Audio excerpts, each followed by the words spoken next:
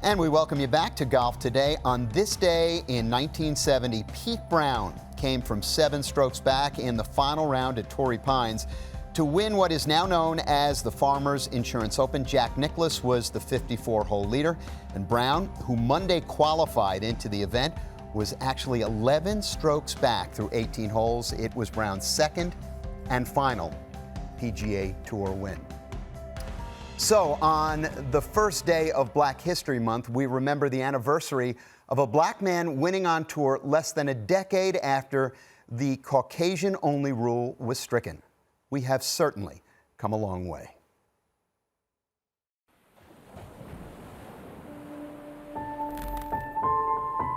It's a hard conversation, but a necessary one. The African American experience in golf is much like the experience in the United States, one of progress and pain, one of success and sadness, one of trying to figure out, where exactly do I fit in? It's not new to African Americans.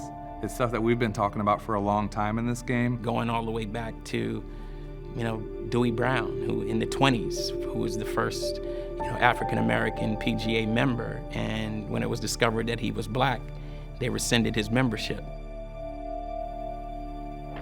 Historically, golf was a game for the elite.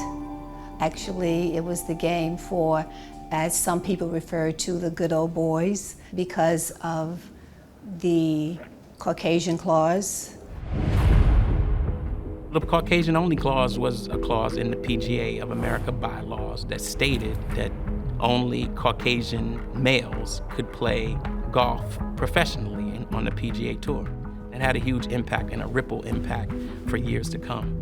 When you walk into a pro shop and you look at the staff, and it typically right now looks one way, most people don't look like you are if you are African American. And once you go into the restaurants and you see the service staff, that's when you see people who look like you. African Americans didn't come to golf through the front door of the clubhouse. They came through the caddy yard, and sometimes through the kitchen. They had to wait longer to play golf's biggest stages. They barnstormed through back roads instead. Jim Gordon. And a long, hard struggle to find his way on the PGA Tour. Golf lagged far behind other sports in efforts to integrate, offering hostility more than a helping hand.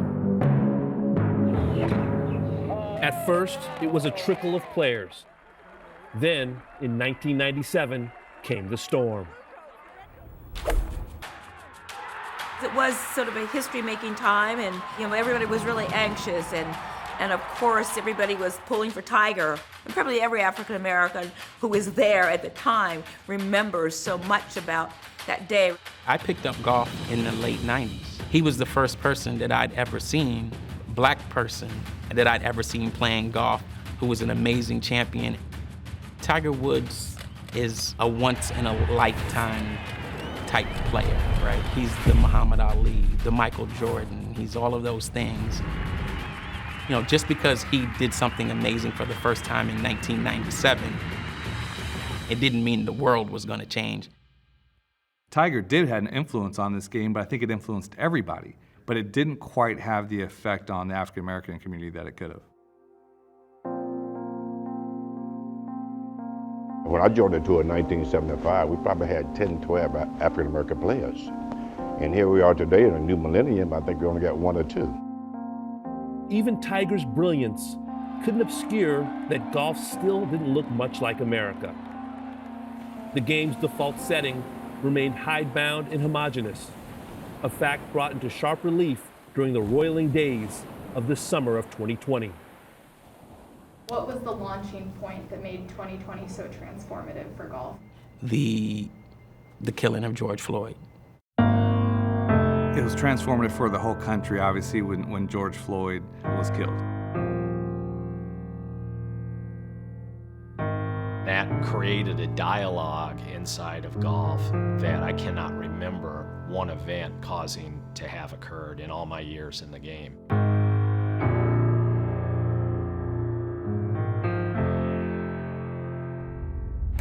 Good evening. I'm Steve Kornacki in New York, and tonight America remains a nation in crisis. George Floyd! Say his name! George Floyd! Say his name! Golf was forced to look inward, to question its own role in systemic inequality. A game of honor, with fair play woven into its fabric, had to address its own house. There's so many great African-American golfers out there, but again, it just comes down to funds and to getting out here. I'm unapologetic about who I am. I'm black, I'm a black woman, and I'm a black woman in golf. I don't want to be the only one. I don't want to be the unicorn. I don't want us to be so unique in that room. See a baseball player and a football coach and a NASCAR driver all together with the same messaging. If we can help golf and everything else together to be a part of this as a sports community, maybe we'll find a place where we can really help and make a difference. Have I dealt with racism in my life as a person of color in this country? Yes. It's just important to have a voice and stand up in this time in history. I'm going to fight the good fight, and I think it was time to say something. I'm going to speak up. It's not about empty gestures and tokenism. It's about a change of attitude and a change of heart. It's knowing that the hard work might be emotional and complicated, but ultimately worthwhile.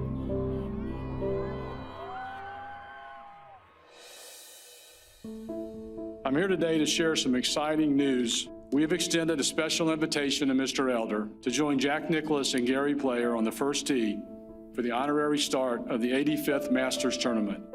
Great privilege to be with you today, Mr. Elder, and congratulations on being an honorary starter. It's a great honor, and an honor that I know that I will cherish the rest of my life.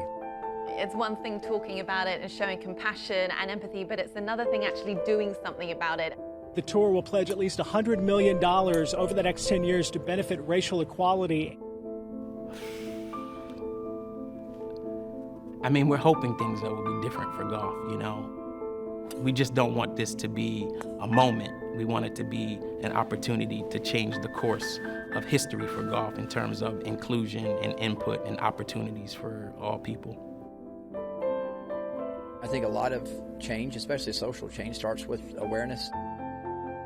Golf is about performing, and whoever shoots the lowest score wins. So the golf course itself doesn't know what color you are. You look at Jim Dent, you look at Jim Thorpe, they're both in their 70s and 80s. You look at Renee Powell, who's also in her 70s as well. There was almost a 40-year gap between Renee Powell and Shasta Everhart. There's almost a 50-year gap between Jim Dent and Kamayu Johnson. We don't want that to happen again. Let's do the right thing today and make this game available for all, both recreationally and as a potential career path. There's some things we need to fix, but in order to fix it, we have to fix each other. You know, once we fix ourselves, we can fix everything else.